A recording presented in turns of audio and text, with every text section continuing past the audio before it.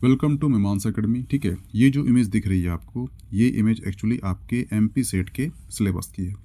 और जो आपका एमपी सेट का सिलेबस है उसमें दिया गया है यूनिट 9, जिसमें दिया गया है लोक, विकास और इन्वायरमेंट। तो इस यूनिट से अब तक जितने भी आपके एमपी सेट में क्वेश्चन आ चुके हों, या फिर वो क्वेश्चन आपके किसमें यूजीसी वहाँ आ चुके हो, या फिर आपके सेट में आ चुके हों, उन सभी क्वेश्चन को इसमें लिया गया है जो अब तक यूनिट 9 से आ चुके हैं। ठीक है, तो इसमें हम करेंगे इसके प्लस। तो ये जो लेक्चर होगा आपका यूनिट 9 का एमसीक्यू प्लस पीवाईक्यू सीरीज का होने वाला है। ये पार्ट 1 है, पार्ट 2 पार्ट 3 आएंगे। ठीक है, और इसके बाद हम करेंगे यूनिट 8 और उसके बाद हम कर लेंगे यूनिट 10। हुआ क्लियर? चलिए शुरू करते हैं। पहला क्वेश्चन है कि निम्नलिखित में से पारिस्थितिकी तंत्र इकोसिस्टम किसके द्वारा परिभाषित किया गया है? आपने 3 वर्ड सुना है, एक है पर्यावरण यानी इन्वायरमेंट, एक है इकोसिस्टम और एक है इकोलॉजी। जो इन्वायरमेंट है वो कहलाता है हमारे आसपास जितनी भी चीज़ें दिख रही है उसका जो आवरण है उसे कहते हैं इन्वायरमेंट। हमारे आसपास का जो भी आवरण है उसे कहते हैं इन्वायरमेंट। अब बात कर लेते हैं किसकी, हम इकोसिस्टम की।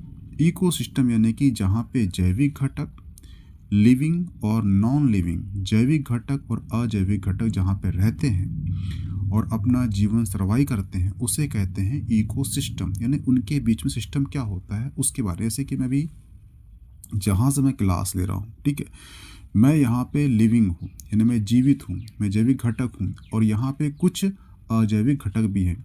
तो ये मेरा एक सिस्टम हो गया है। इस रूम का, इस स्टूडियो का एक इकोसिस्टम है, तो इसे कहेंगे इकोसिस्टम।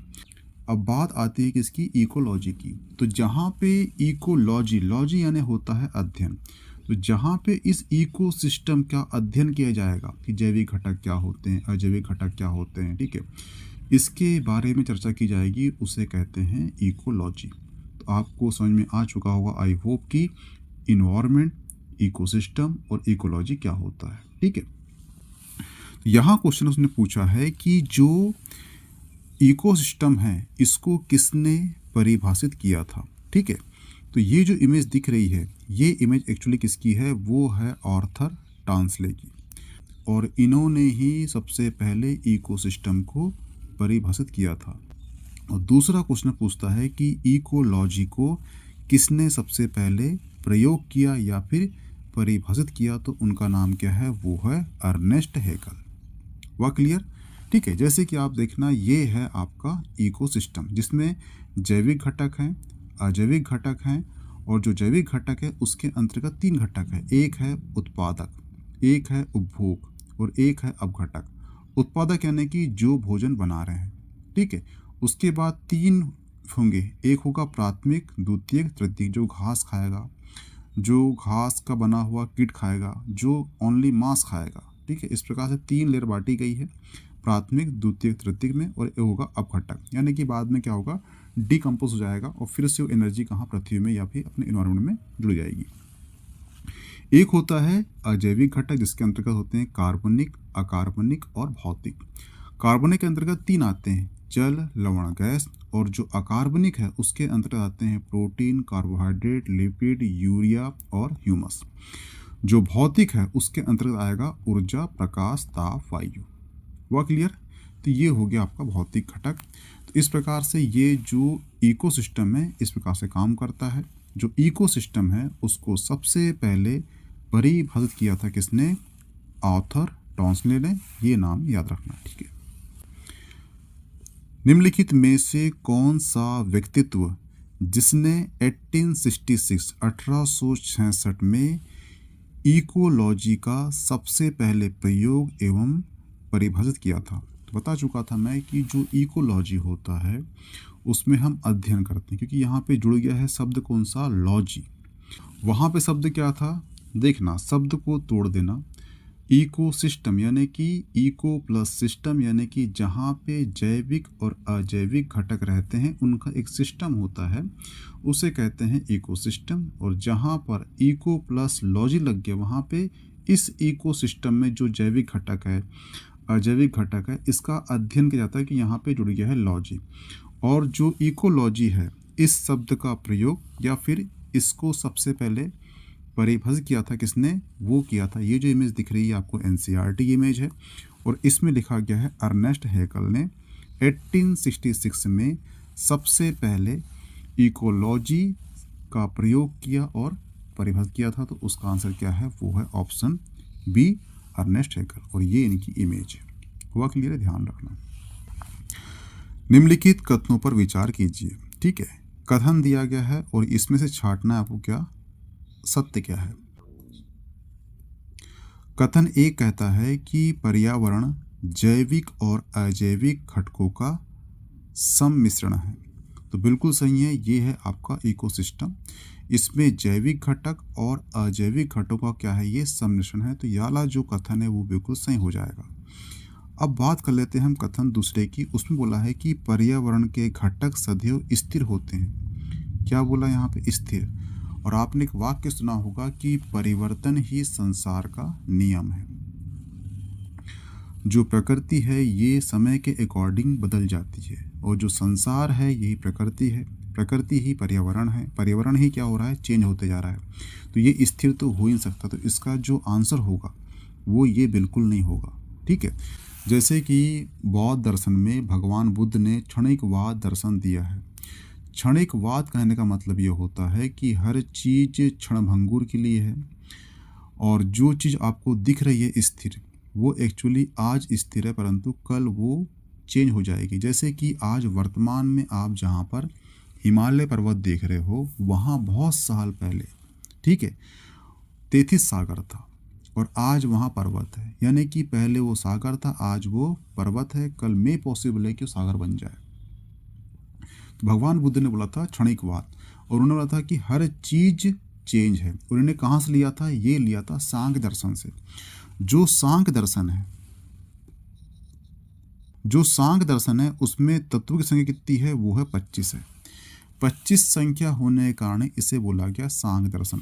इसमें एक होता है पुरुष और 24 जो है वो है प्रकृति के तत्व हैं। जो पुरुष है वही क्या है, आत्मा है। जिस दिन आत्मा यानी पुरुष यानी आत्मा ही उसे ज्ञान प्राप्त होता है कि जो परिवर्तन हो रहे हैं ये मुझ में नहीं हो रहे हैं, ये 24 तत्वों में हो रहे हैं, तो उस दिन वो अपने आप को उन 24 तत्वों से अलग कर लेता है। जब अलग कर लेता है तो बचते कितने हैं, वो बचते हैं 24 तत्व बचते हैं। इसलिए जो जैन धर्म है वहाँ पर 24 तीर्थंकर की बात की गई है। और जो जैन दर्शन है वो प्रकृति को बहुत मानता है। आप देखना कि जैन दर्शन में जो उनके जो महंत होते हैं वो नाक पे कपड़ा बांधते हैं ताकि जो श्वसन ले तो कोई भी जो जीव जंतु है उनसे हत्या ना हो। वो प्रकृति को बहुत मानते हैं। ठीक है, इसलिए कभी आपको हिस्ट्री से क्वेश्चन पूछ सकता है इंटरव्यू में कि जैन दर्शन में 24 तत्व ही क्यों हैं, तो उसका आंसर देना कि 24 तत्व होते हैं प्रकृति के, एक आत्मा होती है।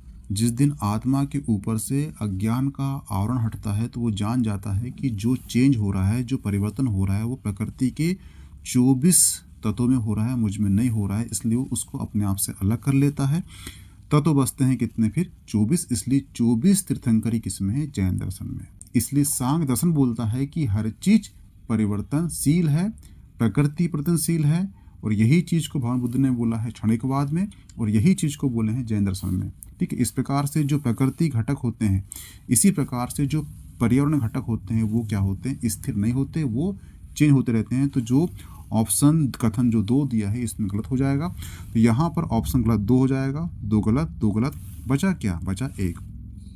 इसमें क्या पूछा है उसने, सत्य कौन सा है, तो सत्य क्या है, 1 है। हुआ क्लियर, ये ध्यान रखना।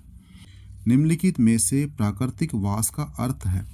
तो प्राकृतिक वास कहने का मतलब ये है कि प्रकृति प्लस आवास, जहाँ पे आप प्रकृति के साथ अपने जीवन की मूलभूत आवश्यकताओं को पूर्ति करने हेतु जो आवास बनाते हो, ऐसे को क्षेत्र को हम प्राकृतिक आवास कहते हैं। यानी कि मनुष्य, जीव जंतु, पेड़ पौधे, जल, ये जहाँ पे होंगे उसे हम कहेंगे प्राकृतिक आवास।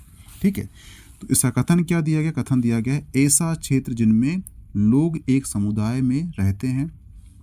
ये बिल्कुल सही है, यानी कि लोग एक समुदाय में रहते हैं, जैसे देखना ये है आपका पेड़, ये घर, ठीक है, ये जानवर, ये फसलें, ये पानी, ये घर, ये जो आपका ये प्राकृतिक वास कहलाता है, प्राकृतिक आवास।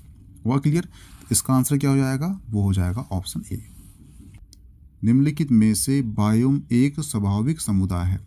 तो पहले ये जान लीजिए कि बायोम होता क्या है। बायोम जो है एक भौगोलिक क्षेत्र होता है जिसमें एक जैसा मौसम, जलवायु, वनस्पति, पशु, जीवन होता है। हुआ क्लियर? यह उन पौधों और जानवरों का एक समुदाय है जो अपने भौतिक वातावरण के अनुकूल होते हैं, जैसे कि रेगिस्तान, जंगल, घास के मैदान। ऐसे को हम बोलते हैं बायोम। ठीक है, कथन दिया गया है यहाँ पर भौगोलिक क्षेत्र पौधों का, भौगोलिक क्षेत्र पशुओं का, भौगोलिक क्षेत्र पौधों और पशुओं का। ऑप्शन डी कहता है कि आर्कटिक क्षेत्र पौधों का। तो मैंने फर्स्ट में यूज़ किया था एक वर्ड, बायोम एक भौगोलिक क्षेत्र है। तो यहाँ पे क्या है? ऑप्शन डी, आर्कटिक क्षेत्र एक भौगोलिक क्षेत्र है और ये बायोम है। तो इसका आंसर क्या हो जाएगा? ऑप्शन डी हो जाएगा। हुआ क्लियर? यदि हम पृथ्वी पर विद्यमान सभी पारिस्थितिकी तंत्र का संयोजन करते हैं तो इसे क्या कहते हैं? तो ध्यान रखना, जैसे कि ये हो गया स्थलमंडल, वायुमंडल और जलमंडल, जहाँ पे ये मिलेंगे, क्या बोल रहा है यहाँ पर? जहाँ पे ये मिलेंगे, जहाँ पे ये संयोजन करेंगे उसे कहते हैं जीवमंडल। तो इसका जो आंसर होगा वो क्या हो जाएगा? वो हो जाएगा बायोस्फीयर। हुआ क्लियर? बायोस्फीयर यहाँ पर जल, थल, वायु आपस में मिलते हैं, ऐसे क्षेत्र को बोलते हैं बायोस्फीयर। अब बात चल रही यहाँ पे एमपी सेट की। तो आपसे क्वेश्चन करेगा कि मध्य प्रदेश में कितने बायोस्फीयर हैं? तो यहाँ पर जो है 3 बायोस्फीयर हैं। तो उसमें से जो पहला बायोस्फीयर है वो है कौन सा? पंचमढ़ी। ठीक है, इसकी स्थापना कब हुई है? तो इसकी स्थापना 1990 की हुई है, 1999 को इसकी स्थापना हुई है। ठीक है, और 2009 को इसको यूनेस्को की जो सूची है वहाँ पर शामिल कर लिया गया, ये भी ध्यान रखना। दूसरा जो है वो है पन्ना। ठीक है, इसकी स्थापना कब हुई है बायोस्फीयर की? तो वो हुई है 2011 में हुई है, और इसे जो है 2020 को यूनेस्को की सूची में शामिल कर लिया गया है। जो तीसरा है वो है अचान कमार। ठीक है, इसकी स्थापना कब हुई है? तो इसकी स्थापना हुई है 2005 को हुई है, और जो अचान कमार है ये 2012 को इसे शामिल कर लिया गया है यूनेस्को सूची में। ठीक है, तो ध्यान रखना इनकी स्थापना और इनका जो यूनेस्को सूची में शामिल किया गया है ये दोनों आपको याद होना चाहिए। तो एमपी में 3 ओनली बायोस्फीयर हैं, एक है पन्ना, पचमढ़ी, अचान कमार। पन्ना 1999 को किया गया इसकी स्थापना, पचमढ़ी की 2011 में, अचान कमार की 2005 में। पचमढ़ी को यूनेस्को शामिल किया गया 2009 को, पन्ना को किया गया है 2020 को, और जो अचान कमार है उसे 2012 को किया गया है यूनेस्को शामिल। ठीक है, तो इतने आप क्वेश्चन बनना चाहिए। तो बायोस्फीयर क्या होता है? जहाँ पे थल, जल, वायु जहाँ मिलते हैं उसे कहते हैं जीवमंडल या बायोस्फीयर कहते हैं। हुआ क्लियर? और एमपी में कितने बायोस्फीयर हैं? तो ओनली 3 हैं। कौन सा? पन्ना, पचमढ़ी, अचान कमार। निम्नलिखित में से खाद्य श्रृंखला में ऊर्जा किससे उत्पन्न होती है? तो ये ध्यान रखना कि जो एनर्जी है उसका एक ही माध्यम है, सूर्य। ठीक है, जो हिंदू धर्म है वहाँ पे सूर्य की पूजा की जाती है। क्यों की जाती है? कि सूर्य से एनर्जी मिलती है किसे? पौधों को। पौधे उससे प्रकाश संश्लेषण क्रिया करते हैं और उस क्रिया के माध्यम से बनाते हैं फूल पत्ती, बनाते हैं भोजन बनाते हैं। उसी फूल पत्ती को खाता है कीड़ा, यानी टिड्डा खाता है। टिड्डे को खाता है मेंढक, मेंढक को खाता है सांप, और सांप को खाता है चील। और जब चील मरता है तो डिकम्पोज हो जाता है ना, जहाँ से एनर्जी निकली थी वही एनर्जी पहुँच जाती है। लेकिन ये एनर्जी की शुरुआत है कहाँ से होती है? सूर्य से होती है। अगर सूर्य का प्रकाश पौधों को नहीं मिलेगा तो पौधे जो हैं ये प्रकाश संश्लेषण की क्रिया नहीं करेंगे और भोजन नहीं बनाएंगे। जब भोजन नहीं बनाएंगे तो सिंपल सी बात है, जब कीट को भोजन नहीं मिला तो मेंढक को नहीं मिलेगा, मेंढक को नहीं मिलेगा तो सांप को नहीं मिलेगा। इस प्रकार से जो साइकिल जो चल रही है ये टूट जाएगी। इसीलिए जो इकोसिस्टम है यहाँ पे हर एक जीव का अपना अपना एक महत्व है। और ये सब चीज़ क्या है जो चल रही है, इसके पीछे जो एनर्जी है वो काम कौन सी कर रही है, एनर्जी वो कर रही है सूर्य की एनर्जी काम कर रही है। तो इसका आंसर क्या होगा, ऑप्शन सी होगा। इसलिए ध्यान रखना, कभी क्वेश्चन पूछ ले आपसे कि हिंदू दर्शन में सूर्य की पूजा क्यों की जाती है, क्योंकि सूर्य से हमको मिलती है एनर्जी, उसी एनर्जी से जो भोजन बनता है प्राथमिक द्वितीय तृतीय के रूप में हर एक जीव को प्राप्त होता है। हम भोजन के लिए प्लस एनर्जी के लिए सूर्य पे डिपेंड है, इसलिए हम भगवान सूर्य को हम चढ़ाते हैं जल, क्योंकि भगवान सूर्य की जो एनर्जी मिल रही है उसी एनर्जी और उसके द्वारा एनर्जी के द्वारा बनाए गए भोजन के कारण हम जिंदा हैं। इसीलिए हिंदू दर्शन में भगवान सूर्य को जल चढ़ाया जाता है। हुआ क्लियर? इसका आंसर क्या होगा, ऑप्शन सी होगा। तो ये जो इमेज दिख रही है, ये इमेज एक्चुअली क्या है, वो है 10% नियम की है। ये क्या होता है, ध्यान रखना, जो सूर्य से एनर्जी मिली है पौधों को, पौधों ने 100% बनाया है भोजन, ठीक है, ऊर्जा, उसका ओनली 10% यूज़ करता है कौन, किड करता है। और किड ने जो भोजन बनाया है उसका 10% यूज़ करता है मेंढक, और जो मेंढक का जो 10% है वो यूज़ करता है सांप। कैसे? अब यहाँ पे सवाल उठ रहा होगा आपको, अब यहाँ से यहाँ जाने के लिए ओनली आप देख रहे हो 10% ही यूज़ हो पा रहा है। अब सवाल उठता है कि 90% कहाँ यूज़ हो रहा है, तो ध्यान रखना 90% जो है ये एक्चुअली उसके श्वसन और गर्मी के रूप में नष्ट हो जाती है। हुआ क्लियर? जैसे कि ध्यान रखना, तो ये ध्यान रखना कि जब ऊर्जा एक स्तर से अगले स्तर तक पहुँचती है तो उसमें से केवल 10% ऊर्जा ही स्थानांतरित होती है, जबकि शेष जो है कौन सी 90% जो ऊर्जा है ये उपापचन क्रिया जैसे कि श्वसन गर्मी के रूप में नष्ट हो जाती है। और ये जो 10% का नियम है ये किसने दिया था, तो ये दिया था रेमंड लिंडमैन ने। किसने दिया था?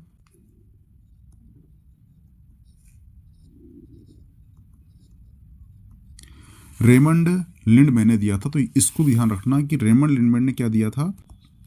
ये ध्यान रखना कि जो रेमंड लिंडमैन है इसने एक नियम दिया था जिसे कहते हैं 10% नियम, यानी कि ऊर्जा एक स्तर से दूसरे स्तर में जाती है तो ओनली 10% ऊर्जा ही स्थानांतरित होती है। 90% ऊर्जा जो है उसके उपापचन क्रिया से कि श्वसन और गर्मी के रूप में नष्ट हो जाती है। किसने दिया था? रेमंड लिंडमैन ने दिया था। ध्यान रखना। हुआ क्लियर? निम्नलिखित में से कौन सा कारक किसी स्थान की वनस्पति निर्धारित करता है? तो ध्यान रखना कि आप ये देख रहे हो वाला क्षेत्र, ये क्षेत्र, ये क्षेत्र, ये कौन क्षेत्र है? ये क्षेत्र वो है जहाँ पर वर्षा अधिक होती है। जहाँ पे वर्षा अधिक होगी तो वहाँ पे वनस्पति भी अधिक होगी। इसका आंसर क्या होगा? वो होगा ऑप्शन डी। हुआ क्लियर? ध्यान रखना। निम्नलिखित में से किसे जीवमंडल बायोस्फीयर में शामिल किया गया था? तो इसका आंसर मैं बता चुका था कि जहाँ पर वायुमंडल, जलमंडल और स्थलमंडल होंगे उनका जहाँ पे मिलन होगा, संयोजन होगा, उसे कहेंगे हम जीवमंडल। इस प्रकार से जीवमंडल भी है, स्थलमंडल भी है और वातावरण भी है। तो इस प्रकार का आंसर क्या होगा? वो होगा ऑप्शन डी, उपरोक्त में सभी। हुआ क्लियर? ये ध्यान रखना। विभिन्न पौष्टिकता के स्तर पर 2 या 2 से अधिक प्रकार की खाद में इंटरलिंकिंग को क्या कहते हैं? तो ये कहते हैं खाद वेब। खाद वेब यानी मतलब होता है खाद जाल। ठीक है, जैसे कि मानना ये इस टाइप का,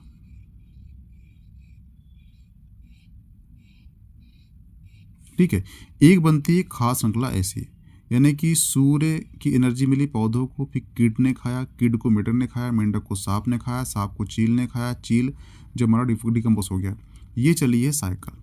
हुआ क्लियर? लेकिन क्या होता है कि जैसे कि कुत्ता जो है चूहा और खरगोश दोनों खाता है। जो चील है वो सांप भी खा सकता है, चूहा भी और खरगोश भी खा सकता है। तो यहाँ पे क्या हो रहा है कि एक ही जीव 2-3 जीव खा रहे हैं, यानी कि यहाँ पे क्या हो रहा है? इंटरलिंकिंग हो रही है। जब खाद की इंटरलिंकिंग हो जाती है तो वहाँ पे फूड चेन नहीं बनकर वहाँ पे एक खाद जाल बनता है, इसी को खाद वेब कहते हैं। हुआ क्लियर? इसका आंसर क्या हो जाएगा? ऑप्शन बी हो जाएगा। जीवों की श्रृंखला के माध्यम से एक पौष्टिक स्तर से दूसरे स्तर तक खाद्य ऊर्जा में स्थानांतरण को क्या कहते हैं? तो इसे क्या कहते हैं? इसे कहते हैं खाद्य श्रृंखला। यानी कि सूर्य के प्रकाश से जो पौधे हैं उन्होंने भोजन बनाया, उससे फूल पत्ती बनी, उसको खाया कीट ने, कीट को खाया मेंढक ने, मेंढक को खाया सांप ने, सांप को खाया चील ने, चीज़ मरा और डिकम्पोज हो गया। यानी एक स्तर से दूसरे स्तर तक खाद्य ऊर्जा के स्थानांतरण क्या कहते हैं? वो कहते हैं खाद्य श्रृंखला। हुआ क्लियर?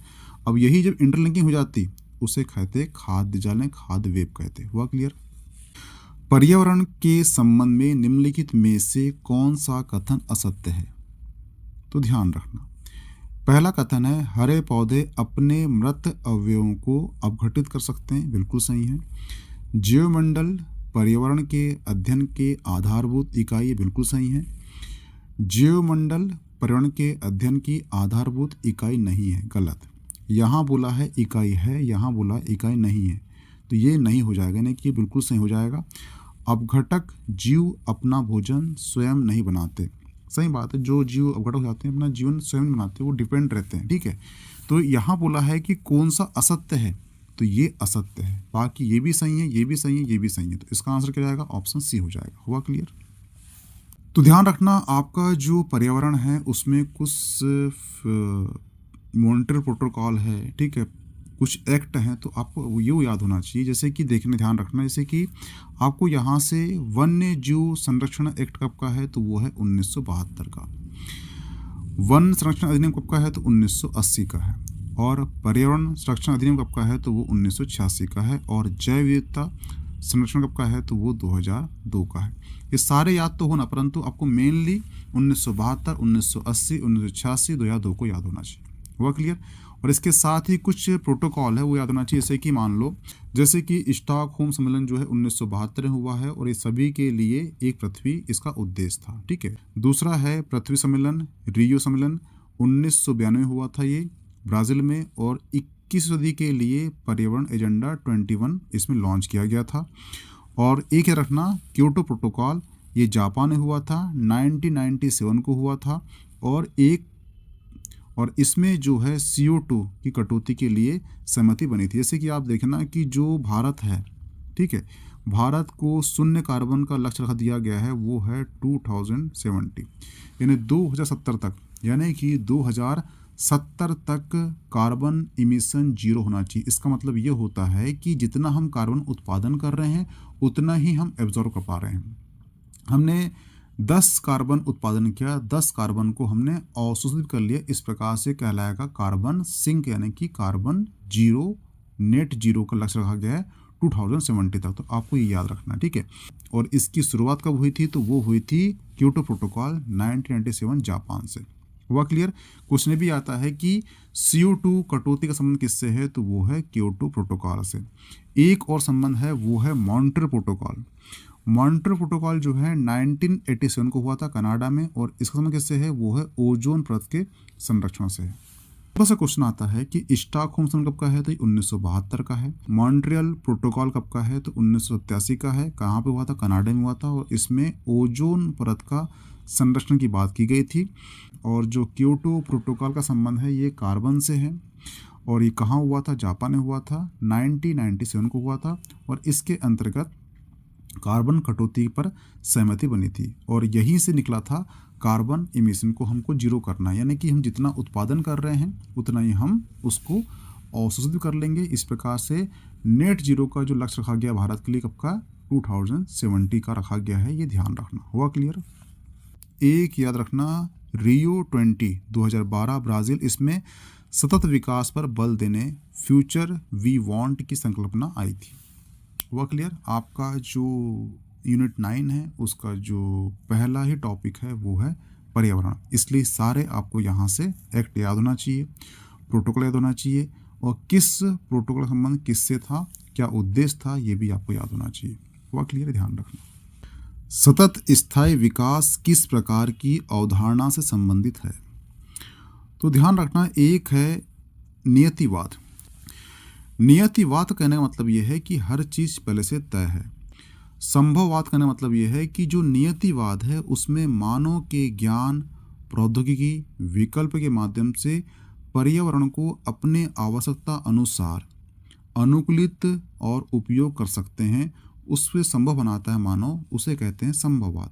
परंतु इन दोनों के बीच की जो अवधारणा यानी कि ये बोलता है कि सब कुछ पहले से तय है और ये बोलता है कि हर चीज़ को हम संभव बना सकते हैं, तो दोनों अवधारणा जो है ये विपरीत है। इसके बीच के माध्यम से निकली गई है क्या? नवनियतिवाद। नवनियतिवाद जो है, यह जो अवधारणा है ये दिया था ऑस्ट्रेलिया के भूगोलवेत्ता ग्रिफिथ टेलर ने। किसने दिया था? ग्रिफिथ टेलर ने देखा था।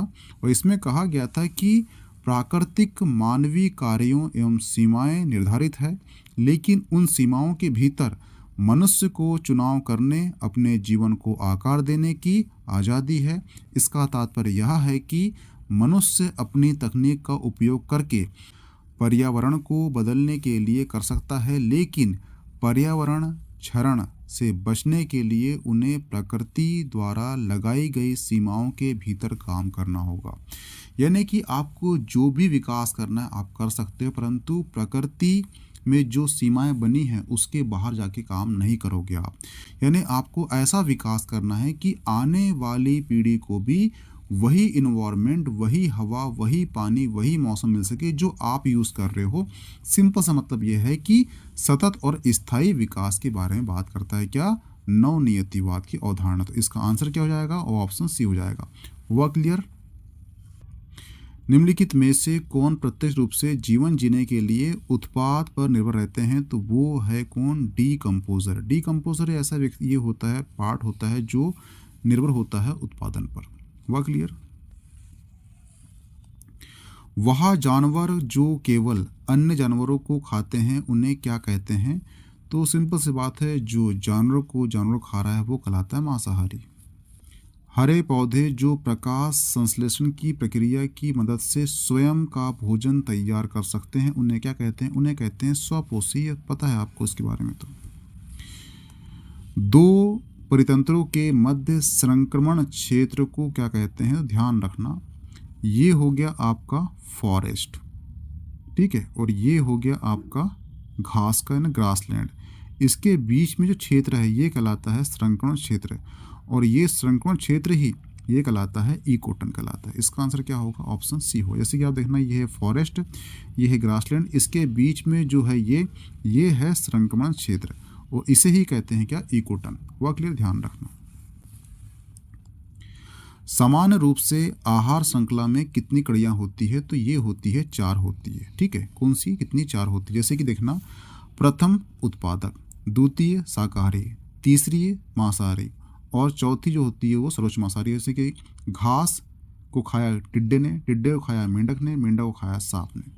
हुआ क्लियर? इस प्रकार से 4 स्तर होते हैं किसके? खाद्य श्रृंखला में। ध्यान रखना। निम्नलिखित में से किसे अजैव स्थिति में शामिल नहीं किया जाता? तो जो अजैव स्थिति यानी कि जो जिससे जीवन ना बनता हो, जिसमें अजैव हो, जो जीवित ना घटक ना हो, जल है, मृदा है, जीवाणु है, तापमान क्या है? ये भौतिक के अंतर्गत आता है, ये अजैव घटक। जैसे मैंने बताया था आपको कि इकोसिस्टम होता है, इकोसिस्टम में जैविक घटक और अजैविक घटक होते हैं। अजैविक घटक के अंतर्गत 3 घटक होते हैं, कार्बनिक, अकार्बनिक और भौतिक।